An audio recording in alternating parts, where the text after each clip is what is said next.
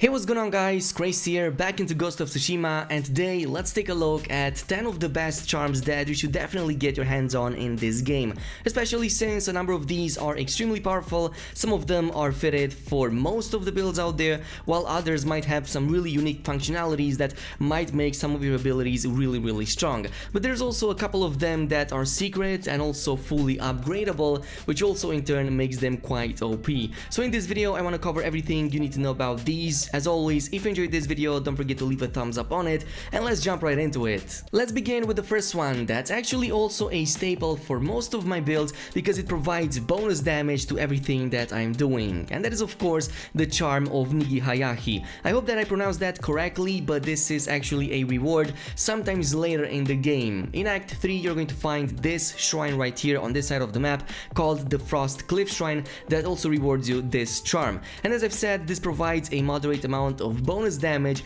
while you are at full HP. And while in the beginning of the game it might be a bit difficult to keep full HP at all times, as you progress through the game you're probably going to get comfortable enough with it to the point that you're probably going to stay at max HP almost all the time, case in which this is the perfect choice for you with that bonus damage to everything that you're going to be doing. The second one is something that adds a different type of functionality, but I did manage to play with this and had a ton of fun with it. It's of course the charm of Shinatsuhiko. I think that again I pronounced that incorrectly, but this makes it so that staggering an enemy prevents interrupted melee attacks for 6 seconds. As in, if you stagger an enemy, you can go in and you can constantly attack for 6 seconds without fearing of being interrupted by almost anything. I think the only exception to this rule is maybe something that might throw you off your feet, like getting knocked on the ground by a big shield or like a weapon swing, but otherwise there isn't too much that can stagger you. Now you get this as a reward from Lush Peak Shrine in Act 2 on this side of the map. It's definitely worth it to get it because this is a perfect fit for Gosaku's armor, since both of these provide mechanics around that staggering ability, and once you do that you're going to notice that shield bashes won't stagger you anymore, arrows in the back won't stagger you anymore, but you do have to pay attention to them because otherwise you might die, because you're not being like thrown back or anything and kind of given a chance to react to everything that is happening to your character. This brings us to the next one that I've also covered in a previous video, but I'm gonna mention it again since it's such an amazing and also underrated charm. But this is the charm of Izanagi. It basically makes it so that landing a headshot onto the enemy has a 40% chance to return an arrow. This is a reward from the Winding Mountain Shrine on this side of the map. You can get it quite early in the game, and even more so, as I've said in one of the previous videos that I made,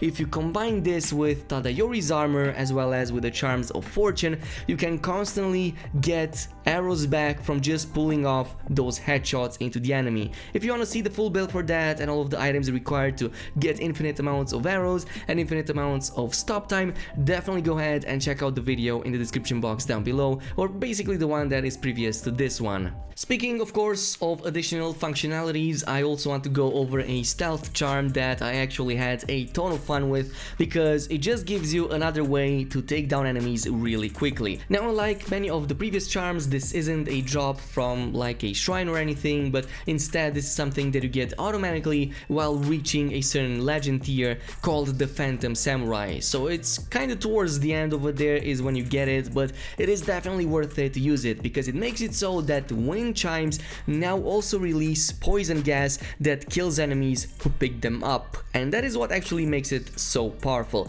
The fact that you don't just have a means of distraction anymore that just pulls enemies from a group or whatnot, or just provides another way of distracting them, but it actually also kills them, which is definitely invaluable, especially when you're taking down some of those big camps. But let's talk about another farming charm that you probably didn't use up until now, even though you should have probably done so because it also helps up a lot with your farming method. You probably already know about that charm of Inari that kind of gives you bonuses to all of the supplies, bamboos and like metal that you pick up, but there's actually a second one that also helps you with that, which is the charm of Tsukuyomi. You get this as a reward from the Scarlet Rock Shrine in Act 2, so quite early on in the game, which means you can make a lot of use out of this, but when you assassinate enemies while this charm is equipped, they also drop additional ammo as well as supplies. And here is for example one that I've carried with with a Charm of Inari in combination, which gave me a ton of supplies just from one enemy.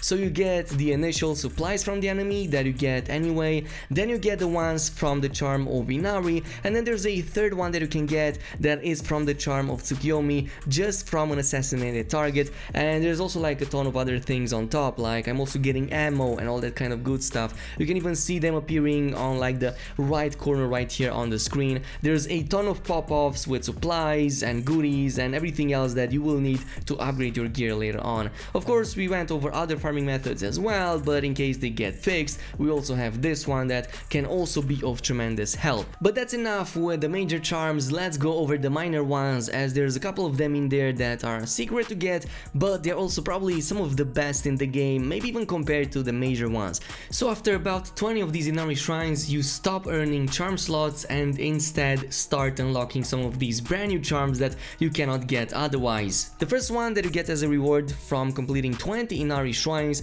is the Charm of Inari's Might. The second one that you get at 24 shrines is the Charm of Silence. Both of them actually come with some really nice stats, but both of them can also be upgraded up to 3 times up until their bonuses are massive and not minor anymore. So let's get started with the Charm of Inari's Might. By default, you get an increase in health and melee damage by a really minor amount. But again, as I've said, if you level this up by discovering 5 additional other Inari shrines, it's going to give you an increase to moderate, then another 5 is going to give you another increase to major, and the final 5 then are going to give you the last one that is going to be a massive bonus to both HP and melee damage, which as you can see is even better than the major one we covered in the start of the video. The same goes with the Charm of Silence. It's going to provide you that reduction to enemy detection by 15%, as well as increase in resolve gain by a massive amount when fully upgraded. So after both of them have been discovered, the game is going to alternate between upgrading the one and then the other. So the first 5 are going to upgrade Inari's Might,